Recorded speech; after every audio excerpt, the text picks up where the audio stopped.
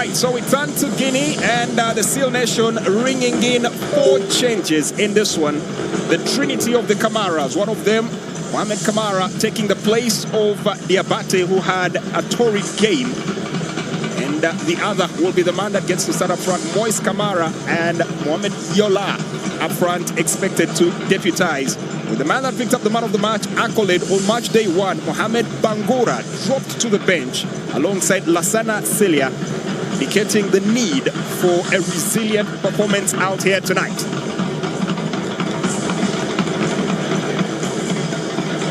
Lefi Tseki had South Africa having their first time failing to win an opening game since 2011 and 2014. The 2 times they've taken part in the CHAN tournament, both times able to get a win on opening day, Ghana and Mozambique, but settling for a very respectable draw against Algeria on the last time out. Suleimani Kamara was quite the hysterical one when things did not go according to plan, and now we'll have to count on Boboka Bangura Bashir's creativity. Created 4 chances against Uganda. Probably try and unlock the Bafana. We're underway. In the gold and green is the reserve of the nation from South Africa, while all white is the dress code here tonight for Guinea. Chance drifting in. Mohamed Kamara took the place of Diabate, gets a through pass in. This could be a good opportunity. Moise Kamara has the goalkeeper off his line, a chance for a cutback, but they take a bit too much. Dilly-dallying in the box area. Step over 1, step over 2. The opportunity looks like it's gone, and teasing it out. Referee says that will be straight to the defense and looking to build from deep. Out on the flank, Kwanda Wanyama squares a through pass, trying to play Neo Maema. Found himself heavily shackled here by Algeria. Their first day. Now searching ball, intended target Keegan Dolly, but drops beautifully here. Kutumela, now a shot, and it's in! Neo Maema was shackled on match day 1, but will not be held back on match day 2. The ball falling kindly here for the captain of the Bafana, and he makes no play. In little under 10 minutes, Bafana take the lead, and the Elephants are facing a steep road back in this one.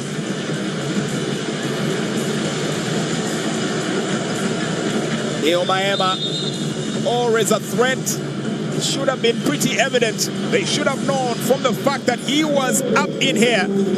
As his name says, literally gifted the ball in that position.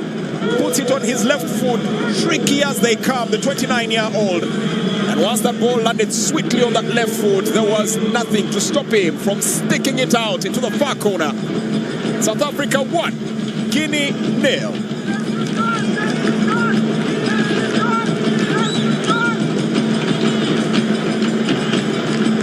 So Kutumela scored match day 1, and now turns provider match day 2. Neo Maema gets himself Sumane out to the flank. Mohamed Bangura, the captain. Kubeka Bashir Bangura, and a nice pass. The overlap made him well here by Mohamed Kamara. Opportunity!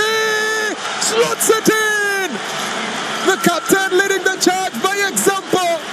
Continued to make the run, and in the end it was inevitable that they would slot that to the back of the net and draw level before halftime.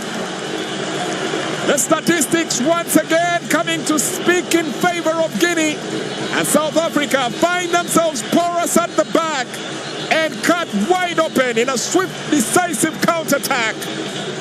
The Elephants trampling in and leveling the tie. Moussa Kamara doing just enough. It was swift, decisive. The willingness to make the overlap continued, and when presented with the opportunity, angled that once again to the far post, but this time just managing to keep it within the angle bars and into the back of the net. South Africa 1, Guinea 1. That's definitely going to be a chance to be buoyed as the fans celebrated there. The relief pretty evident. level on terms just before halftime. South Africa getting a taste of their own medicine. They were pegged back. They did peg back Algeria, and now they get pegged back in almost similar fashion. Down to the tunnel for that halftime interval, and it's a share of the pieces here. Well, at the halftime, the stats tell a very interesting tale. South Africa trailing on possession, but they did get the advantage of going up front. 2 shots so far, only 1 on target, and they managed to score. Guinea have been a little not more clinical here. 10 shots they've taken, the groove for this game.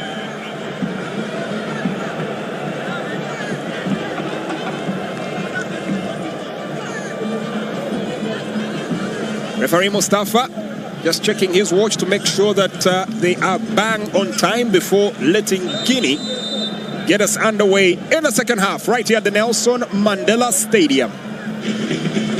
So a change in the offing.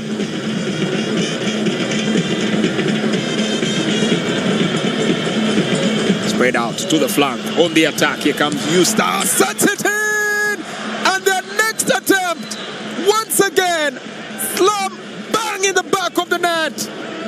Thabiso Kutumela makes it 2 for South Africa.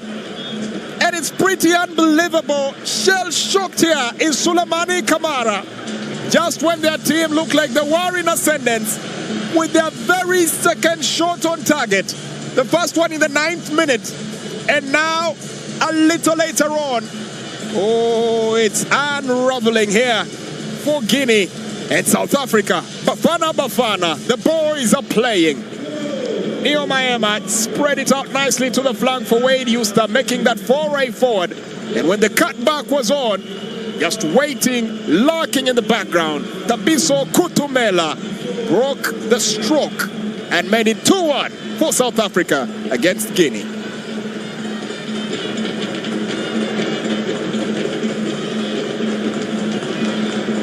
Now the disbelief, that defense is absolutely telling. They thought they had them closed down. They thought Wade Eustace would cross for another anticipated take, and they would be able to pick up the pieces. Just turned out not to be so.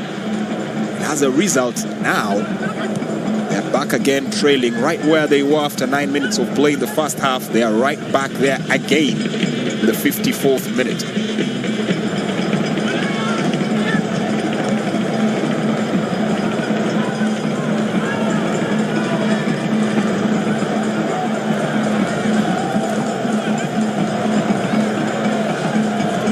Interestingly, if you're one of those that believes in the symmetry, it took 9 minutes to score goal 1 for South Africa. It took them 9 minutes in the second half. As now, Guinea have a moment. Can they strike back to level the tie? Well, that's a high ball and goes high and wide and wanting. It will be pretty encouraging here for Mohamed Yuala. Unbelievably symmetrical here for South Africa. 9 minutes they scored in the first half. 9 minutes they score again in the second half. Substitution, and it's the end of the game here for Mohamed Yuala. And in his place will come Mohamed Bangura to take his place up front.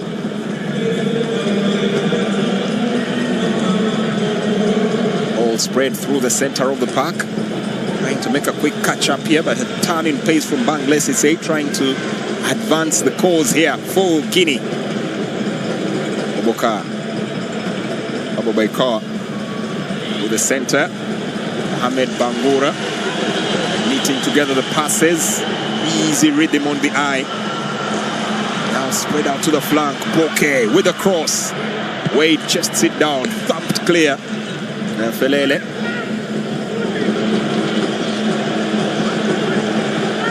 It pretty decent here.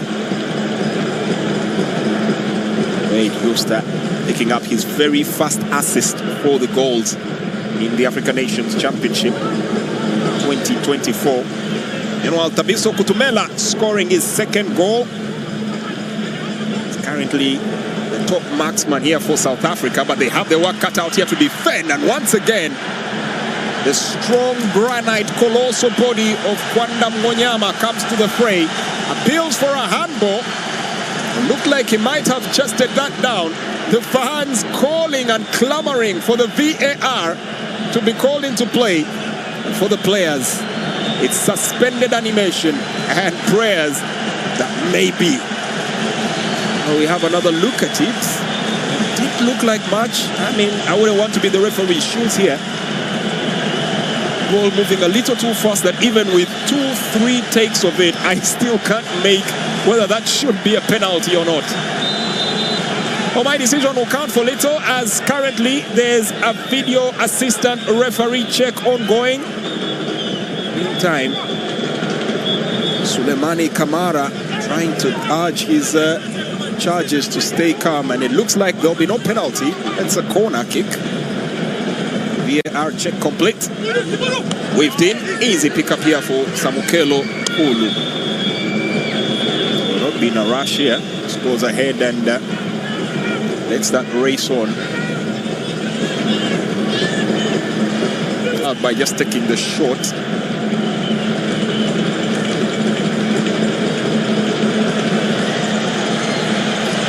The attack once again. South Africa crafting out opportunity after opportunity, but somehow not at their best. Will they come to rule these chances? Another chance slotted in calmly. But the worry now will be for Sulemani Kamara. His defense is being picked apart way too easily. Need to really get their groove on right now. Picking it from the back. Fans watch on with anxiety. The next goal will have a telling effect on the game. If Guinea concedes, then it might be lights out. As a player on the ground, referee will momentarily hold play here. That looks like it's Alassane Bangura on the ground.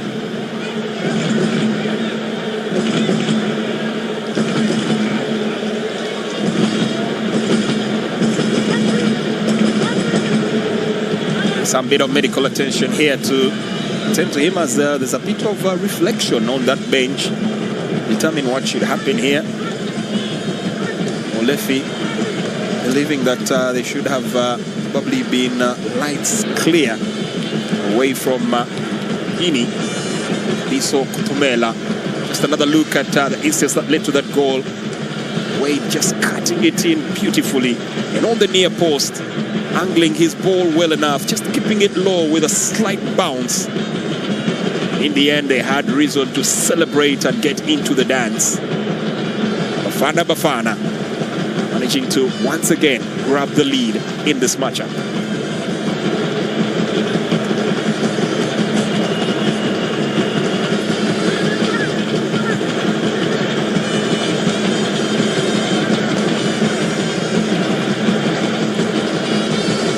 Looks like that fall might have taken a little more than intended out of Alassane Bangura.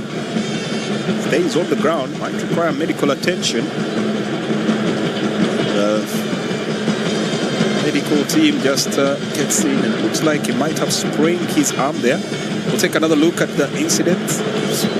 Added this entire weight on that wrist, and that's definitely bound to hurt.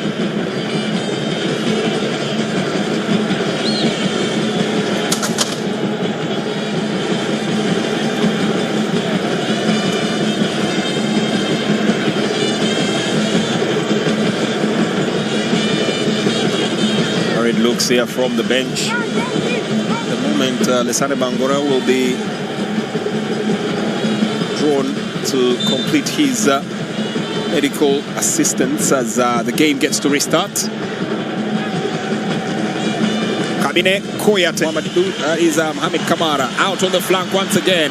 Bashir cut back, and that is set to the skies. Ismail Kamara knows he ought to have done better there and buries his head in shame, slams the ground in disappointment. Was that the moment? The shake of the head from Malibongwe Kosa tells the entire story. South Africa were gutted like a fish in that moment. Totally split apart. Once again, Abubakar Bashir Bangura doing what he does best, fashioning out opportunities. Even as the ball left his feet, Ismaili Kamara knew they had wasted it.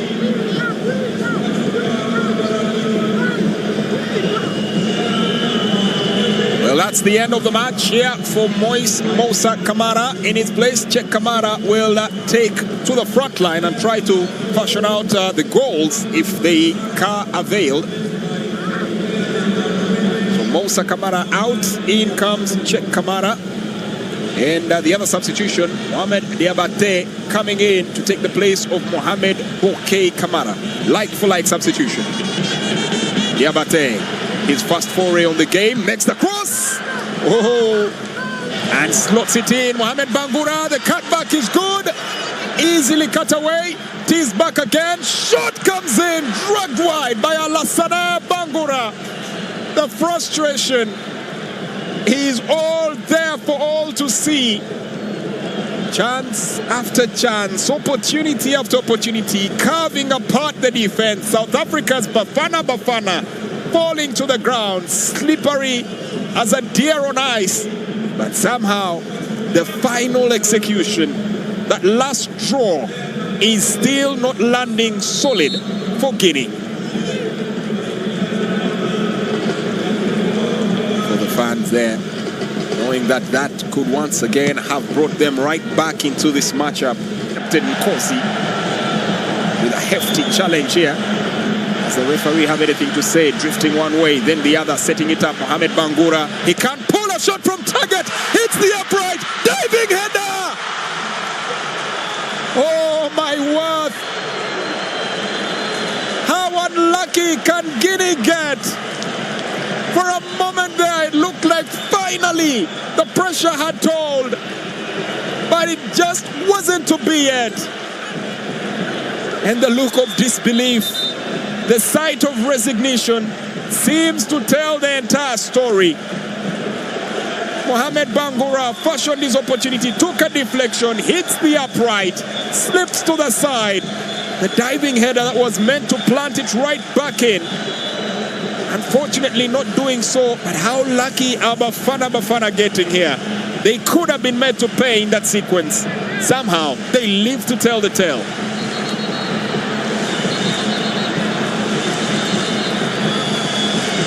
Guinea have attempted 6 shots in this game.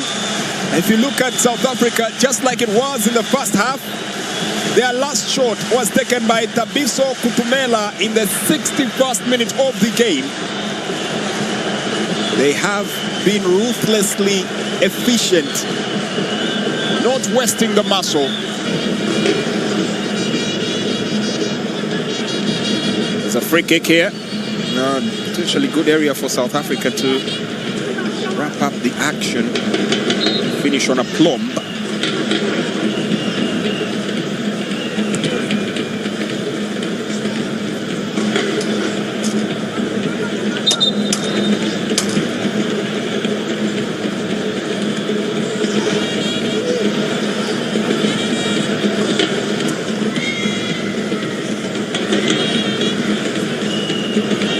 Picked up right at the edge of the area. Masia is trying to retain possession.